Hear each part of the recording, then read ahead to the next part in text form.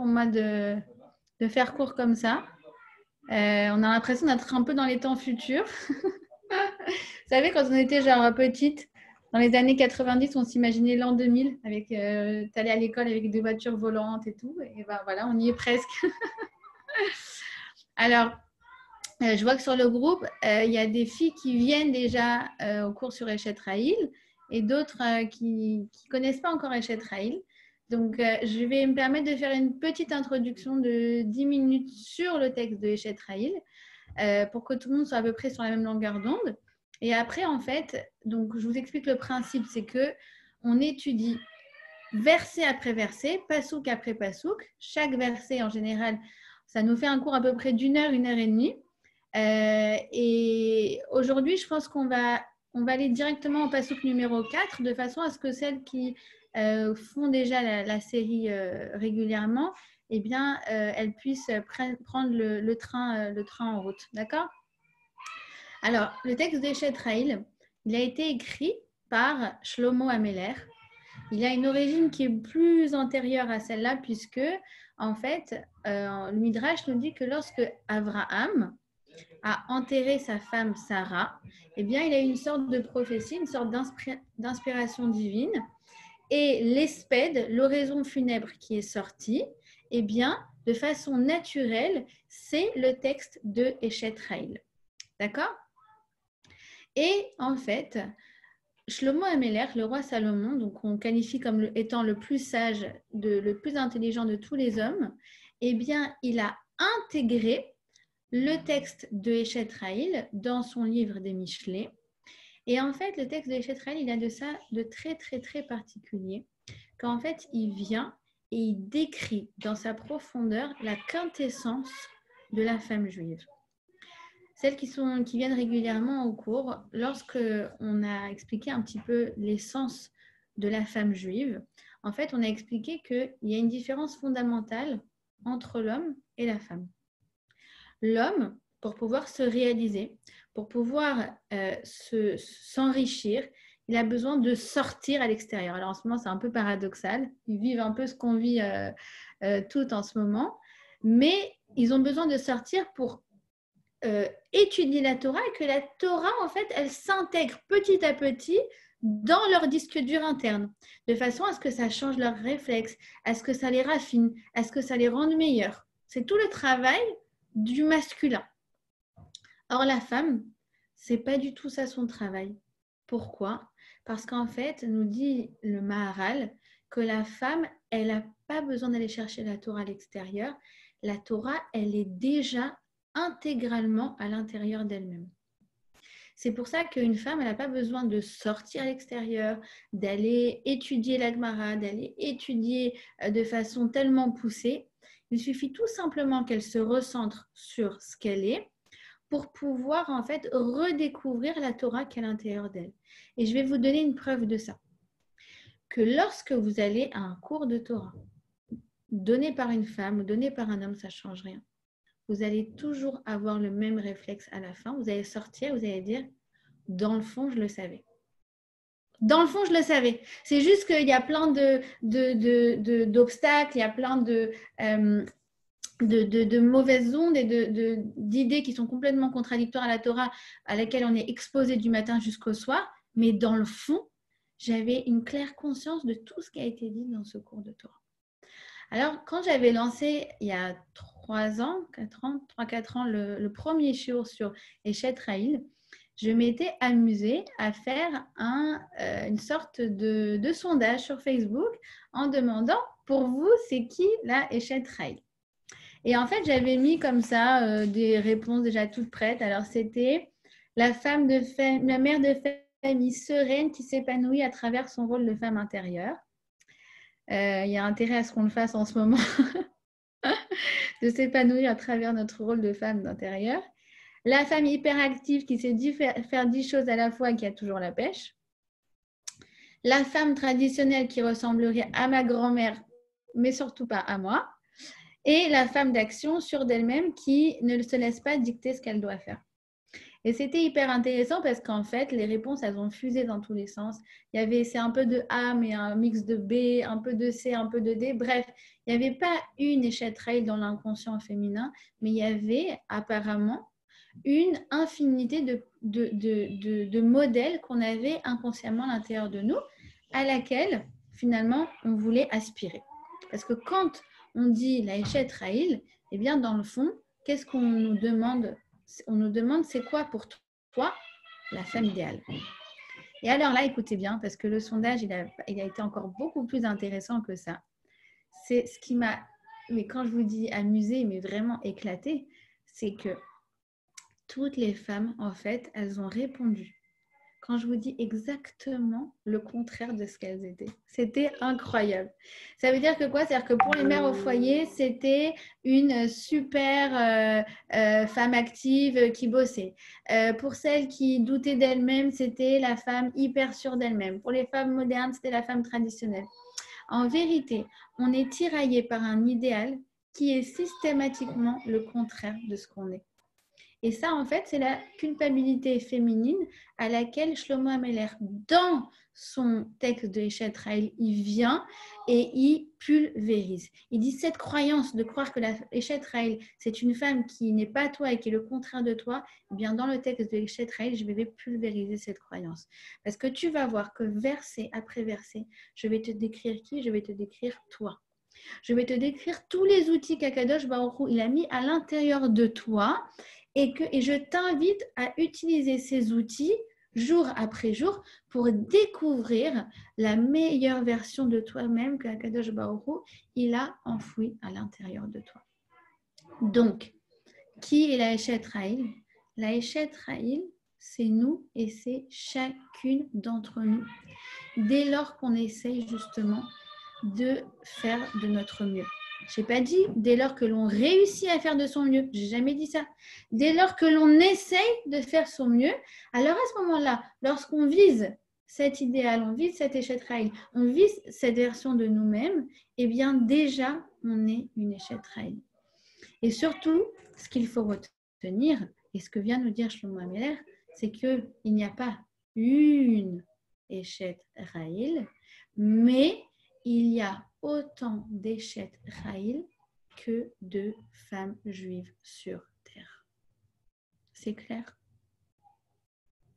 Et en fait, on va aller pasouk après pasouk et on va découvrir justement ces forces infinies dont nous n'avons pas conscience encore, que Dieu il a mis à l'intérieur de nous et que la vie va nous inviter finalement petit à petit à découvrir. Alors, juste avant de commencer, donc de poursuivre notre étude au 4e verset, j'aimerais juste un petit mot sur le premier verset qui nous donne la définition donc de la Eshet Raïl. Il nous dit Eshet Raïl mimsa verachok mipnim mechrira. Alors regardez, je crois que est-ce que je l'ai imprimé en gros? Pour le verset 1, non, je ne l'ai pas imprimé en gros, je ne crois pas. Pour les autres, oui, mais est-ce que vous voyez là un truc un peu comme ça, je ne sais pas si vous voyez. Ou non, ça fait à l'envers, je crois. Bon, c'est pas grave. Donc, je vous le traduis en français. Oui, on voit? D'accord. Donc, heureux qui est la femme vaillante, elle est infiniment plus précieuse que les perles. C'est par ce verset que le roi Salomon a choisi de présenter la Eshet Raïl. Et donc, chacune d'entre nous. Ça, vous l'avez bien compris. Pourquoi? Le roi Salomon, il vient et pour nous donner déjà l'état d'esprit de la Eshet Raïl, il nous compare à des perles. Pourquoi? Parce que nous, les femmes, on aime les bijoux, c'est ça? Non. C'est infiniment plus précieux, plus profond et plus précieux que ça. Il nous dit comme ça. Il nous dit, tu sais, toi, tu es infiniment plus précieuse que les perles. Or, est-ce que tu sais comment se forme une perle? Eh bien, je vous invite, puisque voilà, tout le monde est devant son ordinateur, à aller sur Wikipédia Et vous allez voir, comme moi, la définition de la perle. Bon, ne faites pas peut-être maintenant, ça va vous déconcentrer, mais vous irez voir après. Et vous allez être surprise de voir ce que c'est une perle. Je vous le lis. En fait, c'est une... D'abord, je vous explique, après je vous lis ce qui est écrit dans Wikipédia. Une huître qui a à l'intérieur d'elle un crustacé. D'accord? Ce crustacé, quand il y a un objet irritant qui vient et qui le dérange, en l'occurrence, un grain de sable, parce que la plupart du temps, c'est ça. Qu'est-ce qu'il va faire? Il va réagir en faisant ressortir un matériau qui va neutraliser son adversaire, ce fameux objet irritant. Or, quel est ce matériau? Écoutez bien, du nacre. Et le nacre, ça a une valeur infinie. Alors, qu'est-ce qu'il vient nous dire le roi Salomon? Donc, je vous le lis. Selon Wikipédia, une perle est une création calcaire. Ah oui, pardon, excusez-moi. Et en fait, l'animal, à force de rejeter du nacre, à la fin, ça forme une boule qui s'appelle la perle. En vérité, une perle, elle est créée grâce à quoi? Grâce à un individu qui est dérangé par des challenges de la vie et qui va en fait faire ressortir ce qu'il a de meilleur à l'intérieur de lui. Et le crustacé dit, mais moi, j'avais du nacre, mais j'en avais aucune idée. Bah oui, mais tant que le grain de sable, il ne t'avait pas dérangé, il ne t'avait pas titillé, tu n'avais pas conscience de la valeur que tu avais. Et bien, c'est pareil. Dans les défis de la vie, alors on se souhaite des défis à la hauteur d'un grain de sable, les filles. D'accord?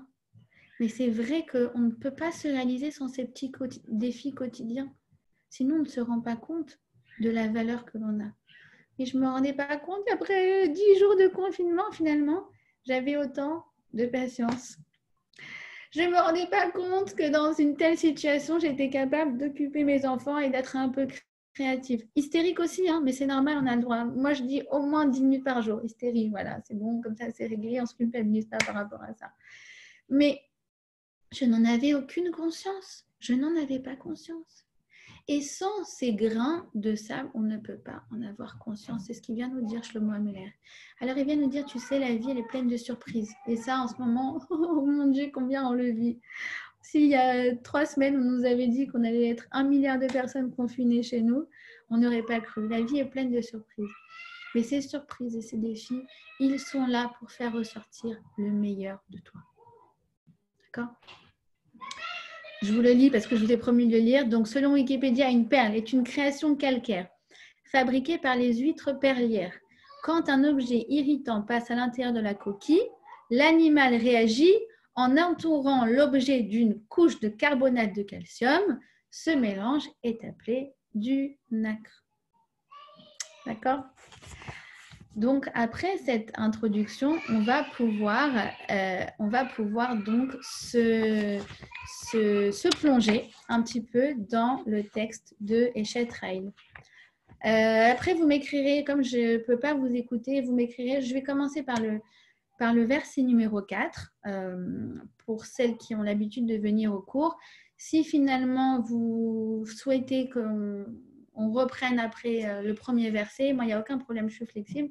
Écrivez-moi sur WhatsApp et je ferai en fonction de ce que vous souhaitez. Ou alors peut-être en parallèle, on peut enchaîner des cours pour que les autres elles puissent rattraper. D'accord ? Alors, on en est au verset numéro 4 et regardez, ça c'est normalement ce que j'imprime en cours. J'imprime donc le verset, donc Darshat Semer ou Fishtin, Ve'asta Bechafetz Kapeha. Vetaas Bechafetz Kapeha. Elle se procure de la laine et du lin et accomplit sa besogne d'une main diligente. Et on a en fait la quintessence de ce que Shlomo Ameler, le roi Salomon, veut nous dire. Il nous dit, la Eshet Raïl, elle sait prendre les choses en main. Alors, on va expliquer ce que veut nous dire ce verset.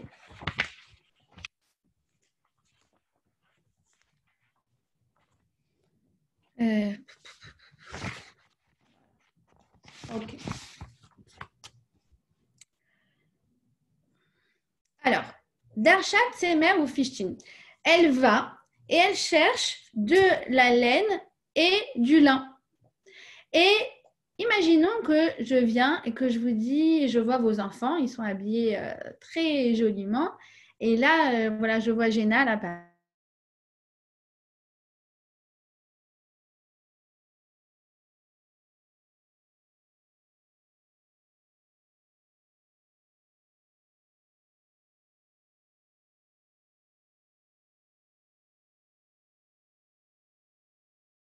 Pourquoi? Parce qu'avant, chaque femme possédait chez elle ce qu'on appelle un métier à tisser.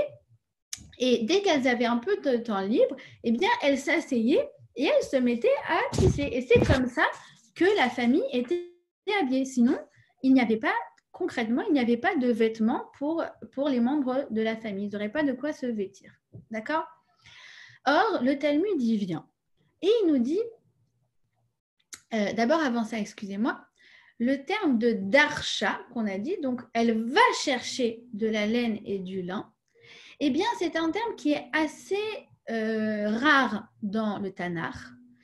On le retrouve dans l'hébreu moderne, dorshim par exemple, dorshim, on cherche des serveurs dans un restaurant, on recrute, d'accord, on recrute, c'est ça que ça veut dire. Darsha, eh bien ça veut dire elle va, mais c'est pas seulement qu'elle va à l'autre bout de la rue, c'est qu'elle part très loin, elle fait beaucoup d'efforts pour aller chercher ces fameuses matières premières qui s'appellent donc la laine et le lin. D'accord? Et tout ça dans le but de quoi? De vêtir sa famille. Et là, on se dit, mais d'accord, on a compris que de tout temps, les femmes avaient besoin de vêtir leur famille et donc de s'approvisionner en matières premières, mais pourquoi tout d'un coup, il faut qu'elle aille très, très, très, très loin? Alors, le Talmud y vient et il nous explique un petit peu c'est quoi le principe. Eh bien, à la base, l'homme et la femme étaient très, très interdépendants. Globalement, l'homme y ramenait les matières premières et la femme, avec ça, elle préparait notamment à manger et pour se vêtir. La vérité, c'est qu'aujourd'hui, les rôles ne sont pas du tout confinés comme ça, puisqu'en général, il y a soit les deux qui travaillent, soit l'homme qui sait aussi cuisiner. Enfin, moi, personnellement, ça fait 2 jours que c'est mon mari qui cuisine parce que là, j'en peux plus. Donc, ce matin, il a fait des crêpes. Hier soir, il a fait falafel. Et hier midi, c'était quoi? Enfin bref, c'est que des trucs un peu folklore comme ça. Donc les enfants sont très très amusés. C'est beaucoup plus sympathique que ce que moi j'ai l'habitude de faire à manger. Bref, en tout cas, de nos jours, bien évidemment, les rôles ne sont plus du tout autant confinés. Mais regardez, moi je vois par exemple mes grands-parents.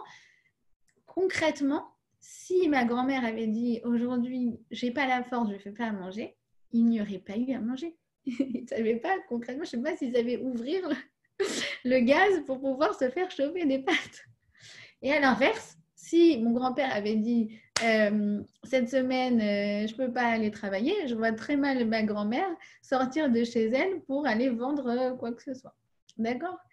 Alors, on nous dit comme ça qu'en général, donc, et bien sûr qu'en fait, il y a des niveaux de compréhension quand la Gemara nous dit quelque chose, quand la Gemara nous dit c'est le rôle des hommes d'amener les matières premières, c'est le rôle de la femme de raffiner, bien sûr qu'il y a des niveaux qui sont beaucoup plus profonds que ça. Peut-être à une autre occasion, on ira un peu dans les profondeurs. Mais concrètement, donc, selon le sens simple, eh bien, c'est comme ça.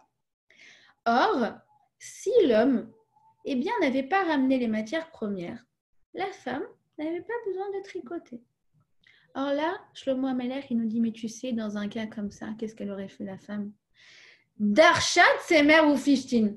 Elle s'en fiche, même si lui, il n'a pas fait sa part du travail, elle aurait fait pour deux. Elle aurait été chercher les matières premières et elle aurait tricoté. Ça veut dire quoi? Ça veut dire que la Eshet Raïl, elle n'attend pas des autres qui fassent leur boulot. Et s'ils ne l'ont pas fait, c'est pas grave. Elle prend les choses en main. Par exemple, et ça nous donne un outil extraordinaire pour arrêter de mettre la culpabilité ou la faute sur les uns et les autres. Cette fille, elle m'a retenue au téléphone. J'aurais très bien pu lui dire, écoute, je suis désolée, je suis pressée, je te rappelle. Ne va pas après dire non, mais j'étais en retard parce que tu comprends mal. Non, c'est pas vrai. Prends les choses en main, c'est ta responsabilité.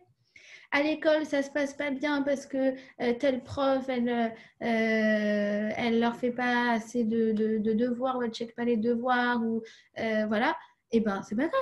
Je prends les choses en main, je l'appelle et je lui dis pourquoi je suis pas contente, etc. Je vais pas commencer à aller sur les groupes WhatsApp en disant regardez qu'est-ce que la prof elle a fait ou elle a pas fait. Je sais prendre les choses en main. Shlomo Amelach, il nous dit, tu sais, c'est quoi le secret de la Heshet Raïl? Elle ne cherche pas des coupables. Elle ne perd pas son temps à accuser les uns et les autres qui ne font pas leur travail, mais elle essaye plutôt de réfléchir comment elle peut contribuer à améliorer la situation. D'accord? C'est fondamental. Ensuite, regardez, la suite du verset est extraordinaire. Darsha, donc on a expliqué, Tsemer ou Fishtin, je vous traduis en français, Tsemer ou Fishtin, du lin et de la laine. Normalement, ça devrait vous faire tilt. Pour celles peut-être à qui ça ne fait pas tilt, je vais vous donner un autre exemple. C'est comme si le roi Salomon nous avait dit, elle va chercher du beurre et de la viande et elle prépare à manger. Là, ça vous fait tilt? Mais oui, bien sûr, parce qu'on ne mélange pas le lait et la viande. Mais c'est pareil. On a un interdit dans la Torah qui est du même ordre que ne pas mélanger le lait et la viande, qui s'appelle ne pas mélanger le lait, le lin et la laine. Et là, le roi Salomon, eh bien, tranquille, dans son verset, il te dit, ouais, elle va chercher du lin et de la laine et elle les tisse. Attends, qu'est-ce qui se passe? Qu'est-ce qu'il veut nous dire, le roi Salomon? Il nous dit comme ça, qu'on n'a pas le droit de mélanger le lin et la laine. C'est quoi le lin? Qu'est-ce que ça représente dans la Torah? Et c'est quoi la laine? Eh bien, la laine, c'est une matière qui est malléable. C'est une matière qui est chaude. Quand il fait froid en hiver, on met un pull en laine. Le lin, c'est le contraire. C'est une matière qui est végétale et non pas animale. C'est une matière rêche, sèche et froide. Et lorsque l'on a chaud en été, on nous recommande de porter quoi? Du lin. Comme pour nous dire, tu sais, dans la vie, il ne faut pas mélanger le lin et la laine. Il ne faut pas mélanger les attitudes. Parfois, je vais devoir être lin. Ça veut dire quoi? Je vais devoir être strict. Je vais devoir être ferme. Et parfois, je vais devoir être laine. Je vais devoir être douce. Je vais devoir être à l'écoute de l'autre. Essayer de comprendre pourquoi elle réagit comme ça. Et c'est particulier, notamment avec les enfants. Avec les enfants, il y a des moments où il faut être lin. Et pas laine, surtout pas. Non, là, je suis désolée, les enfants, vous avez passé trop de temps sur l'ordinateur. Nous avions dit 30 minutes et pas 31 et pas on ferme. Parce que si je commence à être aussi un peu laine, eh ben, ce n'est pas 30 minutes qui vont passer sur l'ordinateur, mais c'est 3 heures. Il y a des moments où je vais devoir être laine. Alors, être laine, c'est quoi? C'est mon enfant qui est en train de péter un câble parce que ça fait 10 jours qu'il est enfermé et que là, il va tout casser et que je m'arrête et que je me mets à son niveau accroupi et je lui dis « Mon chéri, qu'est-ce qui se passe? Pourquoi tu ne te sens pas bien? Raconte-moi, dessine-moi ton problème. » C'est ce que ma belle-mère, elle est coach elle est art-thérapeute. Alors, ils ont leur rendez-vous Skype tous les jours avec elle. Je la bénis. Et c'est « Dessine-moi comment tu te sens. » Alors, il prend la feuille, il fait... Et l'autre, elle dessine des petits cœurs, des oiseaux. Bref, chacun arrive à exprimer ses émotions. Mais il y a des moments où, Chazvi Shalom, tu ne dois surtout pas être là. Il a besoin d'une maman laine à ce moment-là. C'est vrai pas qu'avec les enfants, c'est vrai aussi dans les amitiés, c'est vrai dans tout, dans le travail. Mais là, j'ai besoin d'une maman qui est laine. En ce moment, on a besoin d'être 99% laine, la vérité. Moi, je dis toujours, j'ai un enfant qui est hypersensible. Hypersensible. Et mon petit Netanel. Et en fait, avec lui, j'ai compris que le lin, ça ne marchait pas. Ça ne marche pas. Donc, il a besoin, quand il se met dans une crise de colère, en fait, c'est vraiment parce qu'il souffre. En général, lorsque les enfants se mettent dans des crises de colère, c'est parce qu'ils souffrent. Mais à aucun moment chez lui, c'est un caprice ou quoi que ce soit. C'est vraiment un appel à la souffrance. Et je viens et je l'encadre Et ça, c'est un conseil du Rav Jacobson. Il dit, quand tu sers un enfant, eh bien, dans le corps, corporellement, il sent que tu lui mets des limites. C'est pas tout est possible et tout. Non, tu viens, tu le sers, et là, il comprend. Il se ressent sur lui, et là, tu lui mets des limites. D'accord? Alors, le roi Salomon, il nous dit quoi? Il nous dit la femme, de façon intuitive, elle sait quand être l'un et quand être l'aimé. Elle n'a pas besoin des cours d'éducation, elle n'a pas besoin comme je vous ai dit, la Torah, elle est enfouie à l'intérieur de la femme. Mais c'est que si elle est capable d'écouter sa voix intérieure. Sa voix intérieure, c'est son intuition, qui sait à ce moment-là comment réagir. Et quoi? Alors vous allez me dire, mais attends, elle ne se trompe jamais. Mais bien sûr qu'elle va se tromper. Bien sûr qu'on se trompe. Bien sûr qu'une fois j'étais laine alors que je devais être là et vice-versa. Et là j'étais même plus ce que j'étais. Là j'étais plutôt jeans. Et là j'étais plutôt cuir. Et... Bien sûr qu'il y a des moments où je me trompe. Mais c'est là qu'intervient la suite du verset. Veta'as bechafetz kapea. Chafetz, c'est toujours dans la Torah un mot qui veut nous dire de l'entrain. De l'entrain. Elle met de l'entrain dans ce qu'elle fait. La femme, comme elle met du bon cœur dans ce qu'elle fait, eh bien, il nous dit le roi Salomon dans un autre verset, l'amour, ça efface toutes les fautes. L'amour efface toutes les fautes. C'est quoi? Ahava mechasa kol peshav. Toutes mes erreurs sont effacées. C'est comme un typex, l'amour, qui vient effacer les fois où je me suis trompée. D'accord? Donc ça, c'est fondamental à comprendre, c'est que oui, parfois on se trompe, mais en fait, quand on met du bon cœur dans ce qu'on fait, quand on essaye de faire de son mieux, alors ça efface toutes nos erreurs, parce que notre bonne humeur, elle efface donc toutes nos erreurs de jugement. Et maintenant, nous allons donc terminer sur, eh bien, alors, comment expliquer?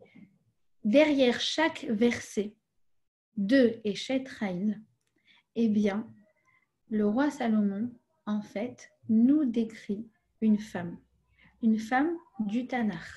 Derrière chaque verset de Eshet Raïl se cache une grande femme. Nous avions vu pour le verset numéro 2, Batar Balev Bala, qu'il s'agissait de Sarah Imenu. Et Gamaletou Velora, le verset numéro 3, il s'agissait de Léa Imenu, de Rivka Imenu.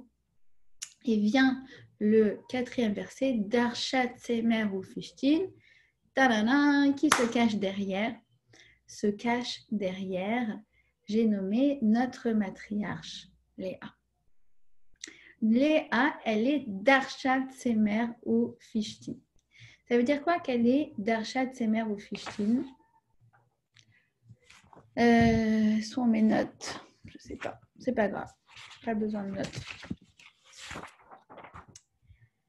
Alors, s'il y a bien une femme qui a pris sa vie en main, alors que rien ne lui destinait à réussir sa vie, eh bien, c'est Léa Imenu. Et je ne vais pas parler de combien elle a prié pour changer son destin, alors qu'elle était destinée à épouser le pire individu sur Terre, j'ai nommé Esav, et c'était signé, et c'était scellé, et c'était destiné. Et pourtant, elle a renversé tout son destin, elle a pris en main grâce à la force de sa prière. Je vais m'intéresser surtout au couple de Léa et Yaakov. Comment a commencé le couple de Léa et Yaakov? Eh bien, d'une façon terriblissime. Pourquoi? C'est écrit comme ça. Vaï Boker, Vaï Léa. Yaakov pensait épouser Rachel. Et le matin, il se réveille et il découvre qu'il a épousé Léa. Est-ce que vous croyez qu'il y a pire comme départ de vie de couple? Est-ce qu'il y a pire comme départ de vie conjugale? Dites-moi, c'est partagé, envoyez-moi en message privé si vous connaissez pire que ça. Et le verset, il vient, il dit Vaya Avgam et Rachel Miléa. Yaakov, il aimait Rachel plus que Léa. Donc, vous savez que Yaakov a épousé 2 femmes. Il a épousé 2 sœurs, Rachel et Léa. Et le verset, il vient nous dire, mais il aimait Rachel plus que Léa. Attention, il vient le Ramban. Le Ramban, il vient, il te dit, attention, ne viens pas croire Chazvé Shalom qu'il n'aimait pas Léa. C'est écrit, Vayera Gam et Rachel mi Léa. Donc, il aimait Léa. Mais il aimait plus Rachel. Et le verset, il vient, il continue, il dit Vayara Hashem qui s'énoua Léa. Dieu a vu que quoi? Que Léa se sentait détestée. Ben oui, parce que quand on est en compétition avec une autre, même si l'on est aimé, eh bien, lorsqu'il y a une préférence, eh bien, on se sent détesté. Et Hashem, il vient et il valide, la Torah, il valide le sentiment de Léa. Léa, elle a commencé en se sentant détestée. D'accord? C'est indéniable. Et la Torah, elle commence avec ça. Elle va transformer ce relationnel qui a très très mal commencé en quelque chose de sublime.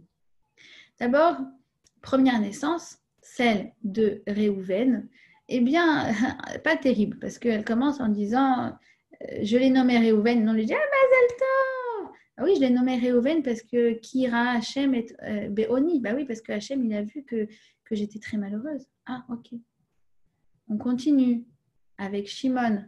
Mazal Tov. Bah oui, je l'ai appelé Shimon parce que Shama, qui Shama, Hachem, qui Senoani. Bah oui, Dieu a entendu que j'étais détestée. Waouh! Dis-moi, ça commence vraiment très mal comme vie de couple. Et là, au fur et à mesure, on va voir que petit à petit, Léa, elle va prendre son couple en main. Darshat, c'est mère au Fishtin. J'ai jamais vu quelqu'un dans le Tanar qui a autant pris son destin en main que Léa. Il continue et il y a la naissance de Lévi. Lévi, comme nous dit le Midrash, nous dit quelque chose de magnifique. Nous dit qu'en fait, à la base, eh bien, elle avait 2 enfants, Shimon et Réhouven. Et lorsqu'elle devait aller au parc, lorsqu'elle devait aller chez le médecin, lorsqu'elle devait aller faire des vaccins, eh bien, elle avait ses 2 enfants. Mais à l'époque, il n'y avait pas de poussette. Donc, lorsqu'est arrivé Lévi, eh bien, elle n'avait que 2 mains pour prendre ses enfants. Alors, à ce moment-là, Yaakov, eh bien, il devait l'aider pour tenir le 3e enfant. Et donc, à ce moment-là, ce n'était plus une relation juste nous sommes mariés, mais là, c'était qu'en fait, il venait l'accompagner dans son quotidien. Et donc, c'est pour ça qu'elle l'a appelé Lévi, qu'il y va. Hachem, il va m'accompagner. Et là, arrive la naissance de Yehuda. Là, on a une transformation de Léa. Et là, elle dit pas modal Hachem. Et là, cette fois-ci, merci Hachem. Merci Hachem.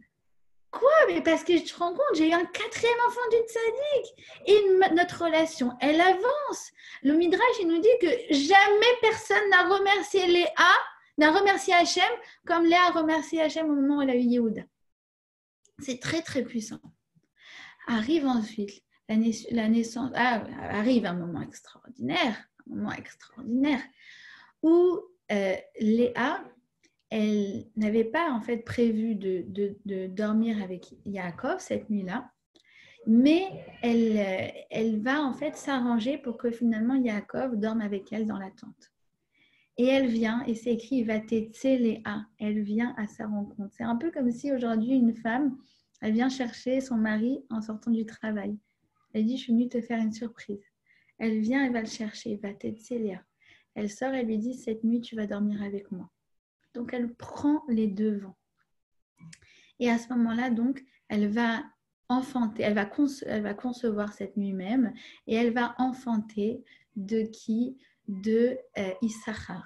Issachar, le Talmid Chacham par excellence. Et de là, nos Chachamim nous disent que lorsqu'une femme démontre son amour à son mari, eh bien, elle mérite d'avoir des enfants qui sont Talmidei Chachamim. Et Issachar, qu'est-ce que ça signifie? Yesh Sachar, Yesh Sachar. Tu te rends compte? Il y a un Sachar. Comment expliquer? Pas une récompense. Il y a un résultat. Tous les efforts que je donne et que je fais, que je fournis, ils donnent leurs fruits. Je vois que ça réussit dans ma relation avec Yaakov. Yesh Sachar. Et le dernier, Zevouloun. Alors là, il est génial. Zevouloun, écoutez bien, je l'ai appelé Zevouloun, mon dernier fils. Et parce que quoi? Parce que Hachem m'a accordé comme un don précieux. Je suis un don extraordinaire pour mon mari Yaakov. Je ne sais pas comment vous expliquer la vie de Léa, comment elle a pris les choses en main pour finalement se considérer, elle, comme la chance de la vie de Yaakov, alors que finalement, tout avait démarré de la façon la plus pire que l'on puisse imaginer. Et donc, c'est ça qui nous dit Shlomo Ameler, il nous dit la force de la Eshet Raïl. La force de Léa Imenu, c'est quoi? C'est de prendre ses responsabilités. De ne pas se dire « Ah, mais l'avenir joue, le destin joue contre moi, et tu vois, et c'est de la faute de… » Non, non, non, non. Prendre ses responsabilités. Faire les choses avec entrain, Bechafet. Et grâce à cela, eh bien, on va mériter une chose extraordinaire. Regardez la descendance de Léa. Qui descend de Léa? On a qui? On a Yehuda. J'ai parlé de Yehuda? Oui, pas Maouda Lachem. Yehuda. Yehuda, c'est toute la royauté. Et qui on attend, nous? Mashiach ben David, l'enfant de Yehuda. Le Messie, il va descendre de Léa. Bezrat Hashem Bekarov. Dites Amen. Qui d'autre encore? Les Lévi'im. Les Lévi'im dans le Beth Amikdash, c'est ceux qui faisaient tout le service et qui chantaient. C'est la chorale du Beth Amikdash du matin jusqu'au soir. Les Lévi'im, qu'est-ce qu'ils faisaient? Ils faisaient que chanter à Kadosh Baruch Hu des louanges. Issachar, ça représente, je vous ai dit, les Talmidei Chachamim, tous ceux qui sont au collège, tous ceux qui sont dans les yeshivot, ils se prévoient comme étant les enfants de Léa.